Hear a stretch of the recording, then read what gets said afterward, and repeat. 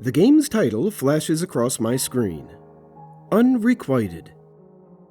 An old-school loading bar pops up. A vein pumping blood to a heart. The words "Start Game" hover over the beating heart. I move the knife that is my mouse icon onto it and click, and the heart explodes. A stock scream rings out in my ear. It's a ham-fisted mix of gore and cheese. Baby, you broke my heart, so now I'm gonna stab yours. Unrequited begins like 90% of horror games, in a haunted room. My goal is rendered in bloody letters at the top of the screen. Explore the room. Except, the moment I swing my camera around to view a low-res, boxy sofa, wallpaper, and pixelated furniture, my heart drops into my stomach. No way. No fucking way. The room is my living room. Hold on, let me back up a second. Unrequited isn't a game you'll find anywhere. I'd never heard of this game before my friend Sarah sent me a link via Messenger last week with a note about how it was right up my alley. She knows I have a thing for indie horror games. Today was the first day I clicked on that link, downloaded the game, and ran it, with no idea it was about to drop me into a pixelated version of my own goddamn living room. I messaged Sarah. What the fuck is this game? Then, while waiting for her response, the realizations kick in. Maybe it's a coincidence. Every townhouse on my street has this same cookie-cutter 3 bedrooms, 2 bathrooms, and garage. So, for this indie game to use the floor plan of this rental I moved into only a few months ago is improbable, but not impossible, right? And after all, the furniture is different. The carpet burgundy instead of beige, the damask wallpaper yellowed and grimy. The lamp, one of those cheesy, disturbing ones of a woman's leg beneath a lampshade. I definitely don't own anything as tasteless as that. Just a spine-tingling coincidence. At least, that's what I tell the knots in my stomach as I move my character to the coffee table and pick up a note. Peter's Plumbing Co. Complaint. Blood pouring from the tap. Loud banging noises. Resolution? Found some rust flecks, no evidence of noises, water running clear. It all looks good. Call with any further problems. Ah yes, blood in the pipes, a tried and true trope of the paranormal. As I continue to explore the room, it becomes clear our young female protag, Mary, has just moved into this new townhome and has noticed quote-unquote strange happenings. Lights flickering, horrific nightmares, and of course, the aforementioned blood. Ignoring the dread curdling in my belly, I settle in and grab a Coke, which I sip here in my real living room, as I guide Mary through the much grimier game living room, searching for clues. Normally, there's something comforting to me about an old-fashioned point-and-click horror game with grainy graphics. Maybe that sounds weird, but when you've been through actual life hell, it can be cathartic to see the horror unfold for someone else. Sure, I'm going through some shit, but at least I don't have blood pouring from my faucets. Games like this are my bread and butter, and on a night like tonight, with the rain drumming on my roof and only a single lamp casting its feeble illumination across my table, Well, that just adds to the ambience. At least, that would be the case, but I can't shake the feeling there's something really wrong about this game. And not just because it's set disconcertingly in my own home. This game is retro, and when I say retro, I don't just mean the graphics. It treats Mary the way all early video games treated female characters back when developers assumed the sole audience was horny males. Mary's boobs are jutting pyramids, her midriff bare and her shorts hugging her butt cheeks. When I send her up to investigate the faucets, Mary's internal monologue shows up as italicized text. "It's running water again. Guess I'll take a shower." Uh-huh. Sure. Exactly what I'd do in my shower that was just recently running blood. Next, of course, is the shower scene. After the fan service... Nice pixelated pyramids, Mary. The camera cuts away to the mirror above the sink. I cannot help the tightening in my gut as I notice the fixtures are identical to those in my upstairs bathroom. Handprints appear on the foggy glass. Cue scary violins.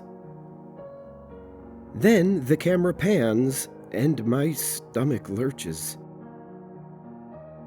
I slam my Coke on the desk. A horrible twist of dread wrings my insides like a damp rag. On the hook on the bathroom door is a striped bathrobe. I message Sarah. "What the actual fuck, Sarah?" I take a screenshot of the bathrobe and send that to her along with my message. A bathrobe on a hook isn't strange. But a striped bathrobe, the exact stripy colors as mine, in an exact fucking replica of my bathroom? I tried to decide how terrified I should be. Shit my pants terrified? Call the police terrified. Move away and don't leave a forwarding address terrified. Am I going to throw up this Coke? I can't decide. So I swallow the Coke and keep playing. For right now, it stays down. The cutscene ends, Mary gets out of the shower draped in her towel, and now I'm in control of her again. Explore the bathroom. Okay. How is get dressed not an option? I try to steer Mary toward my striped robe to cover up her pyramid boobs, but no dice. Mary is definitely interested in exploring her haunted bathroom well in a towel. It's a small towel, in case you were wondering. With a sigh, I point her toward the mirror. There is an option to investigate the slip of paper sticking out the side of the glass. Tug the paper. Yes or no? I click yes, and Mary reaches to grasp the edge of the paper. It's stuck. Excuse me while my heart rate spikes. This game is really getting to me. And as she pulls the edge of the mirror swings open. Behind it is a squarish hole in the wall from which she withdraws the paper. The paper flashes up on the screen, a bold handwritten scrawl. "Mary, how could you abandon our love, our future? Don't you see we were meant to be together? And now that I've found you, I'll make sure we are together forever." When I exit out of the item menu, Mary's internal monologue pops up again. "Brad, he killed himself last week. I can't believe it. Were those handprints Brad? Impossible. When did he write this? Okay, so let's parse this out. Mary is being haunted by her ex? Or her stalker? Who killed himself over her rejection, and whose ghost is now hovering around her bathroom leaving handprints on a mirror. Jesus fucking Christ, Mary, why are you still in a goddamn towel? Quickly, I message Sarah again.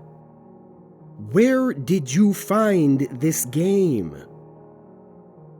She hasn't logged into Messenger since last week, so I close Messenger and search my contacts for her cell number.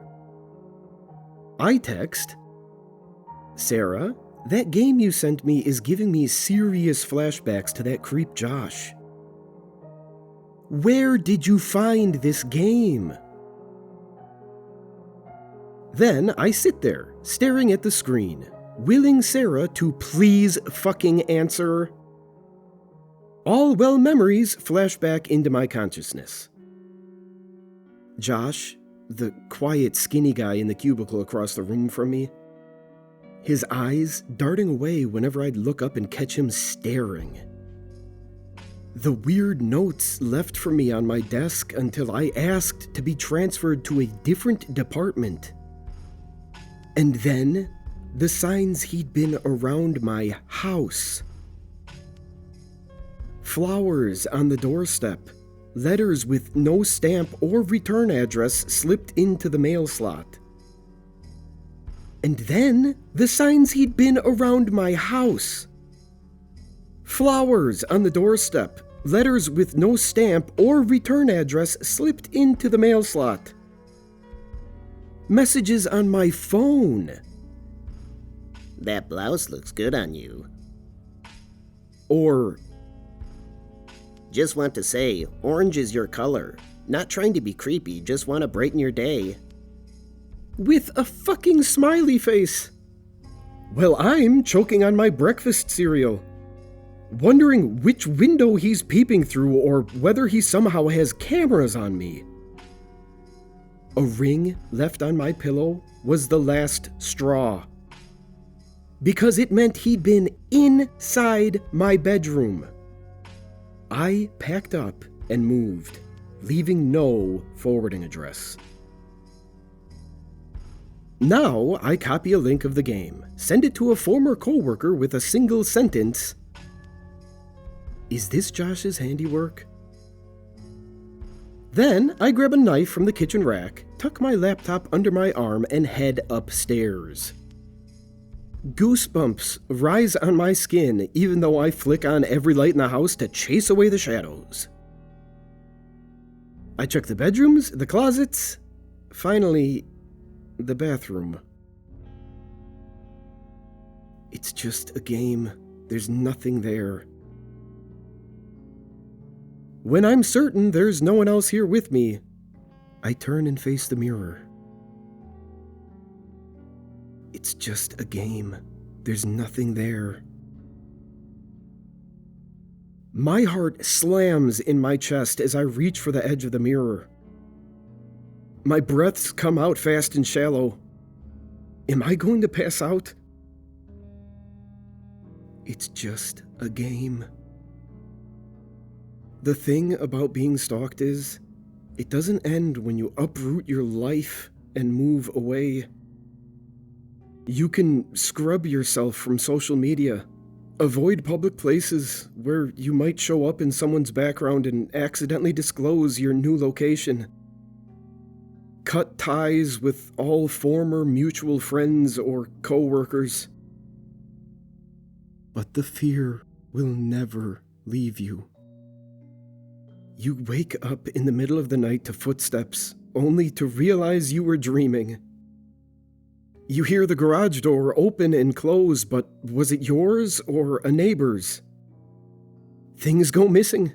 Your favorite mug, that pizza you were saving in the chest freezer.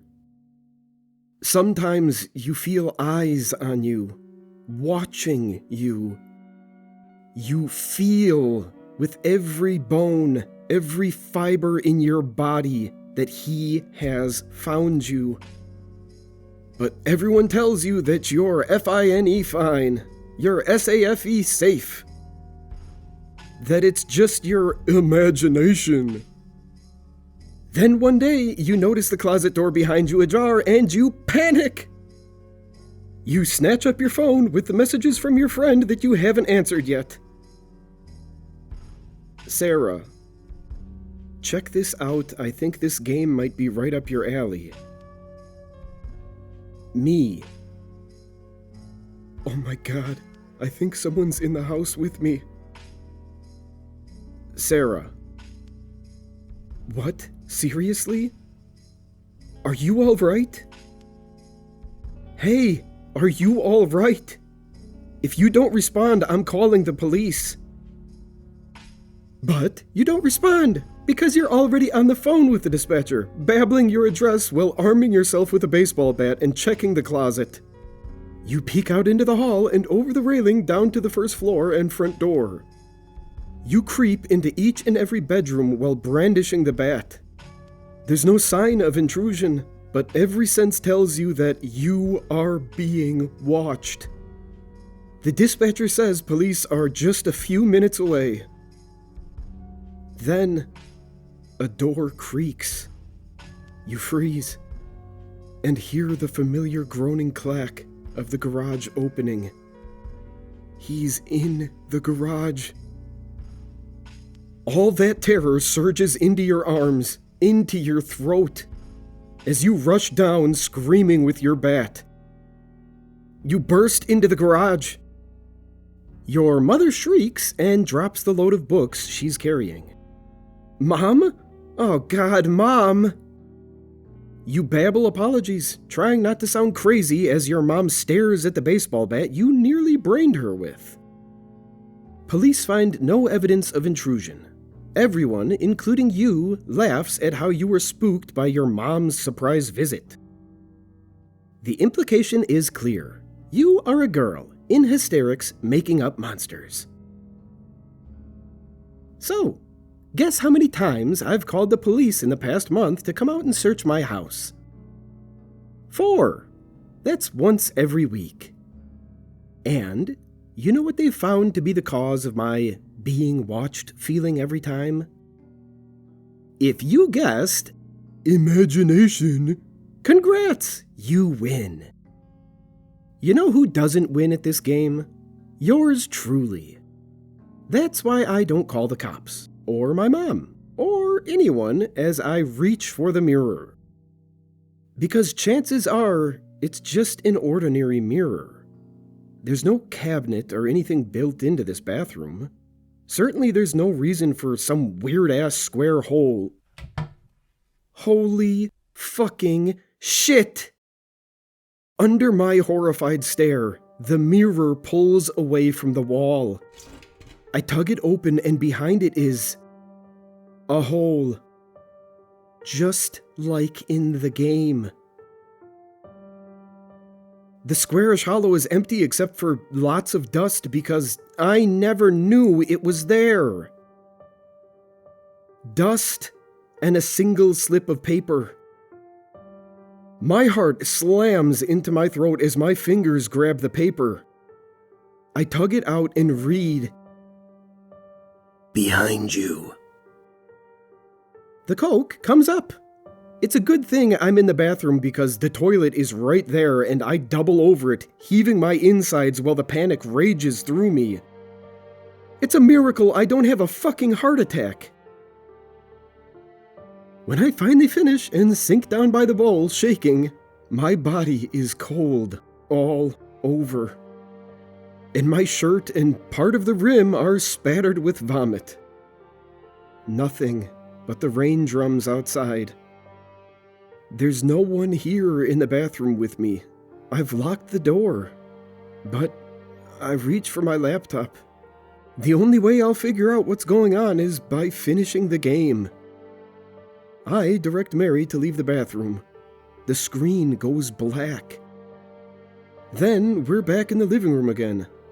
Only now, it definitely is my living room. There's no ambiguity. Gone is the leg-shaped lamp. Gone the boxy sofa. In their place are my lamp, my futon sofa, my coffee table and plant rack. A new note has appeared on the coffee table. I can't make Mary do anything else, so I have her investigate the note. It comes up on screen in bold letters. Congratulations. You've nearly completed Unrequited. I hope you enjoyed playing this game. I promised I'd find you, didn't I? I promised you would never be alone. And this little homage is the proof of my devotion. You aren't alone, my love. You're never alone. I'm always watching you. I've memorized everything about you, from your favorite cereal to your favorite color, to that cute striped robe.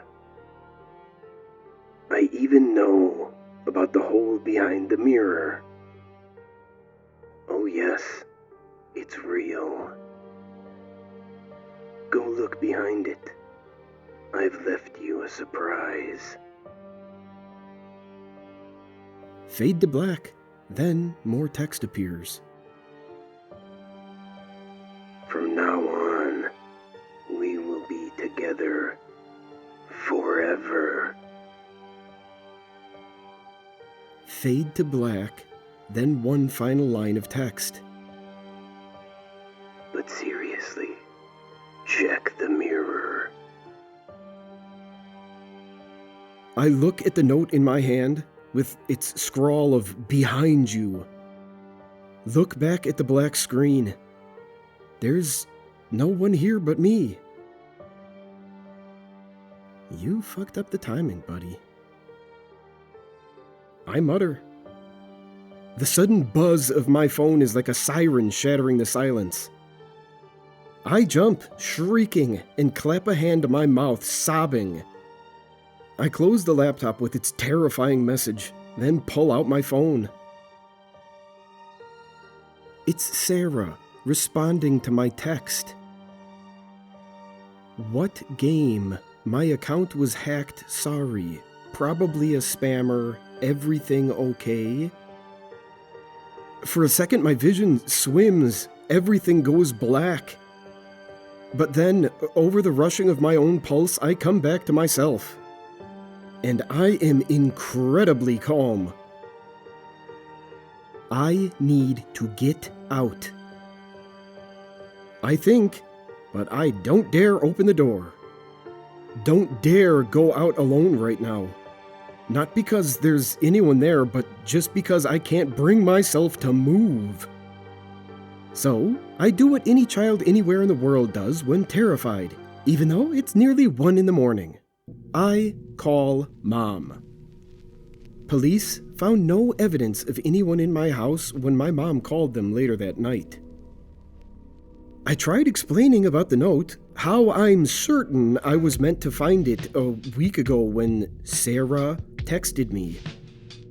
From the "behind you," it was pretty obvious Josh was planning to hide inside my home and leap out at the climactic moment. I suggested they search his computer, but the general feeling I got was that they were blowing me off. Also, the mutual office mate I texted let me know that Josh hasn't been to work recently. And in fact, may have fled in fear of being caught after his plans went awry. But it no longer matters. I hired a moving company to take care of all my things and am staying with Mom until I relocate. There's one more important detail I haven't told anyone. Last week, when I scared my mom with a baseball bat, she brought all those boxes of books I left at her place from the first time I moved because of Josh. I was too frazzled to deal with them, so we stacked them in the garage on the chest freezer. Mom saw how shaken I was and invited me to come stay with her for a few days. After she left, I messaged Sarah, who I'd left hanging. Sarah: "Hey, are you alright? If you don't respond, I'm calling the police." Me: "Everything's fine. Sorry for the freakout." I hit send, turned off the garage light, and then, just as I was heading inside, a faint ping caught my attention.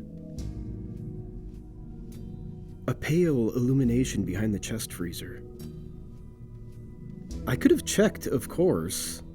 It's possible that if someone really was inside my house and stupidly jumped into the chest freezer to get out of sight when the garage door opened up with my mom's unexpected arrival, their phone might have tumbled from a back pocket and fallen behind the freezer. But hypothetically speaking, if someone did hop into the freezer, they weren't getting out from under those heavy boxes. So, I didn't check.